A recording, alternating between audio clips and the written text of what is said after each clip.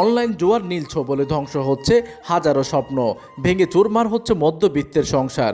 এমন এক সময় উপযোগী ও কঠিন বাস্তবতাকে পর্দায় ফুটিয়ে তুলতে নাট্যপাড়া মিডিয়া নিয়ে আসছে তাদের নতুন নাটক বাজির তাস। প্রেম কিংবা হালকা বিনোদনের ভিড়ে সম্পূর্ণ ভিন্ন আঙ্গিকের এই গল্পে দেখা যাবে কিভাবে অনলাইন জুয়ার নেশা একজন মানুষকে তার সম্পর্ক ও স্বাভাবিক জীবন থেকে বিচ্ছিন্ন করে ফেলে। তবে শুধু নেতিবাচক দিকই নয়, ভুল সূত্রে ফিরে আসার বার্তাও থাকছে এতে।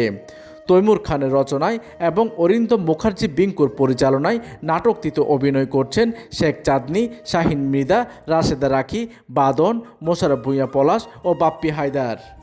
পরিচালকদের মতে এই নাটক দর্শককে বিনোদন দেওয়ার পাশাপাশি নিজের জীবন ও সমাজ নিয়ে নতুন করে ভাবতে শেখাবে।